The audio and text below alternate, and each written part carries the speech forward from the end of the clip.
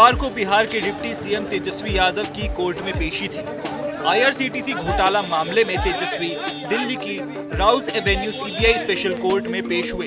CBI ने उनके खिलाफ जमानत रद्द करने की याचिका दाखिल की थी, जिसे कोर्ट ने नामंजूर कर दिया।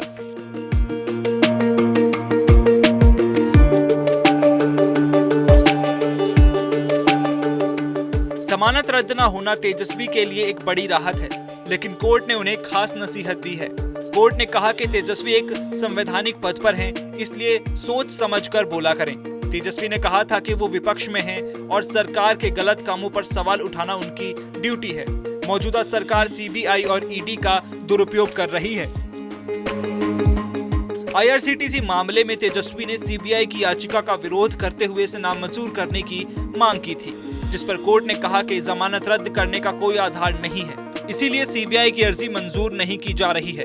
अदालत विस्तार से इस पर फैसला जारी करेगी।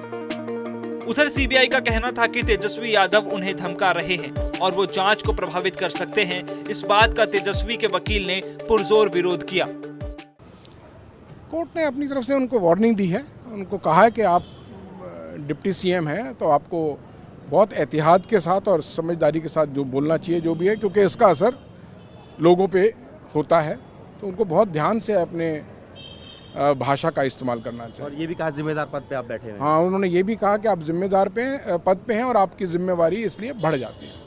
सर, वो खुद के लिए कहते रहे कि उनकी छवि खराब करने की कोशिश की, लेकिन सीबीआई को भी जो है गुंडा, हाथापाई करने वाली, मारपीट वाली, इस तरीके की बातें की। अच्छा, कहीं इस बात कहीं ना कहीं पूरी कार्रवाई को पॉलिटिकल रंग देने की कोशिश तो की गई सर? बिल्कुल देने की कोशिश करी गई, लेकिन मैं उससे सहमत नहीं हूँ। अच्छा, दूसरा सर आपसे आखिरी सवाल पूछूंगा, क्या अपील में जाने की ओपिनियन कुछ सोच रहे लीगल उससे? नहीं जानता, क्योंकि अभी ऑर्डर भी नहीं आया और ये फैसला सीबीआई का ही रहेगा ऑर्डर पड़ने के बाद। अभी ये कहना बिल्कुल ही प्रीमेच्योर होगा। ऑब्जर्वेशन क्या रही कोर्ट की? अगर पूरा हम देखें, आपने भी दिल्ली रखी, उन्होंने देखो, कोर्ट की ऑब्जर्वेशन पूछ रहा हूँ सर। कोई ऑब्जर्वेशन इसके अलावा, उन वार्निंग के अलावा नहीं करी, तो बाकी ऑब्जर्वेशंस अगर ऑर्डर के अंदर आएंगे तो उनको देखेंगे, उनको पढ़ेंगे, अध्ययन करेंगे उनका। पूरा मामला साल 2004 और 2009 का है, जब तेजस्वी के पिता लालू यादव रेल मंत्री थे। उस वक्त रांची और पुरी में आईआरसीटीसी के होटलों को लीज पर दिया गया था। आरोप है कि जिन कंपनियों को ये होटल लीज पर दिए गए थे, उसकी एवज में लालू परिवार को 3 एकड़ की जमीन पटना में मिली और बाद में उस जमीन को राबड़ी देवी और तेजस्वी यादव के मालिकाना हक वाली कंपनी को बहुत सस्ते दामों पर बेच दिया गया। मामले की छानबीन के बीच 28 सितंबर को कोर्ट ने तेजस्वी को सीबीआई की अर्जी का जवाब दाखिल करने के लिए मोहलत दी थी और साथ ही 18 अक्टूबर को पेशी तय की गई थी। सीबीआई ने जुलाई 2017 में लालू प्रसाद यादव, तेजस्वी यादव समेत 11 आरोपियों के खिलाफ मामला दर्ज किया था। बाद में सीबीआई की एक विशेष अदालत ने जुलाई 2018 में लालू प्रसाद और अन्य के खिलाफ दायर आरोप पत्र पर संज्ञान लिया था। बिहार के उप मुख्यमंत्री तेजस्वी यादव मंगलवार को दिल्ली की राउस एवेन्यू कोर्ट में पेश हुए, जहां पर स्पेशल जज गीतांजलि गोयल की कोर्ट ने उन्हें उनकी जमानत रद्द ना करके थोड़ी राहत दी, तो वहीं कड़े शब्दों में चेतावनी भी दी और इस बात पे नसीहत दी कि आगे से वो जो भी शब्दों का इस्तेमाल करे जरा सोच समझ के करें। दरअसल जो पूरा मामला है वो सीबीआई की उस याचिका से जुड़ा हुआ है, जिसमें सीबीआई ने राउस एवेन्यू कोर्ट में एक याचिका लगाकर कहा था कि आईआरसीटीसी के मामले में तेजस्वी यादव को जो जमानत मिली हुई है उसको रद्द कर दिया जाए। उसके पीछे कारण ये दिया गया कि तेजस्वी यादव अपने बयानों से सीबीआई के अधिकारियों को धमकाने की कोशिश कर रहे हैं और बाकायदा कोर्ट में इस मामले को लेकर उनकी प्रेस कॉन्फ्रेंस का एक ट्रांसक्रिप्शन दिया गया। वो प्रेस कॉन्फ्रेंस दी, उसमें कहा गया है, जिसमें ये दावा किया गया था कि तेजस्वी यादव ने कहा कि जो बिहार में अगस्त में रेड पड़ी थी उसमें वो अधिकारियों को कह रहे हैं कि क्या अधिकारियों के परिवार नहीं होते, क्या वो रिटायर नहीं होंगे। इस तरीके से ये बात महसूस की गई और कहा गया सीबीआई की तरफ से कि वो इस मामले से जुड़े हुए अधिकारियों को एक तरीके से चेतावनी दे रहे हैं, धमकी दे रहे हैं और ऐसे में उनका बाहर बने रहना इस मामले की जाँच और उन अधिकारियों, उनके परिवारों के लिए बिल्कुल सही नहीं है।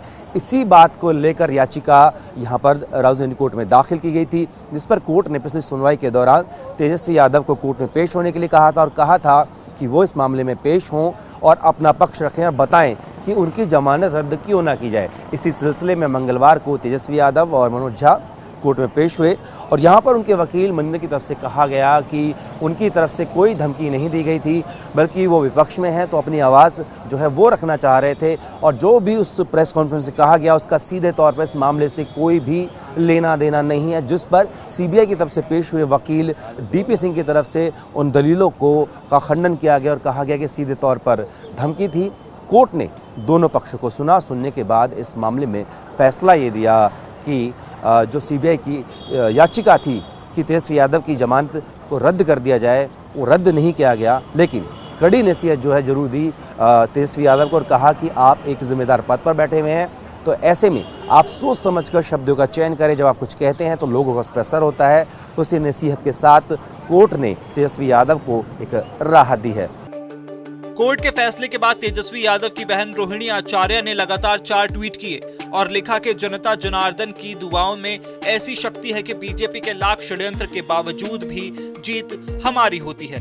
दूसरे ट्वीट में रोहिणी ने लिखा कि इतिहास गवाह है, जिसने लोगों के दिलों पर हुकूमत किया है, दलालों और गद्दारों की टोली ने उसी के दामन में दाग लगाने का षड्यंत्र किया है। तीसरे ट्वीट में उन्होंने लिखा कि आज नींद न आएगी सुशील मोदी को, जेल भेजने का सपना देख रहा था जो तेजस्वी को। चौथे ट्वीट में लिखा गया कि देश के गद्दारों को दुख है इस बात की लालू जी की लोकप्रियता और तेजस्वी के कीर्तिमान की। पटना से दिल्ली आने से पहले तेजस्वी यादव ने कह दिया था कि उन्हें कोर्ट पर पूरा भरोसा है। ये कोई नई बात है नहीं, हम तो जिस दिन ट्रस्ट वोट था उसी दिन सब बातों को हमने कह दिया था।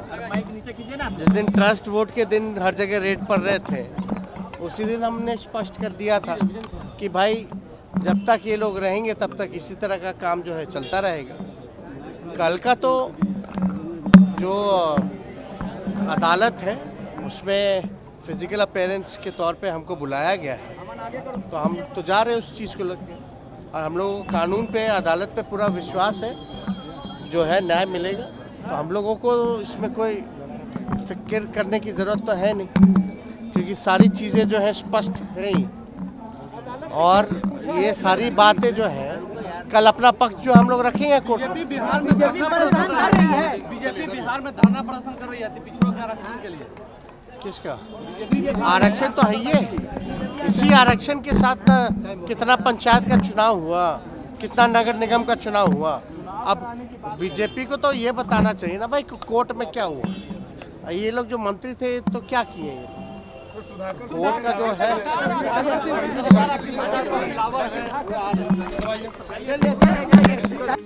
तेजस्वी अपना भरोसा जता चुके हैं।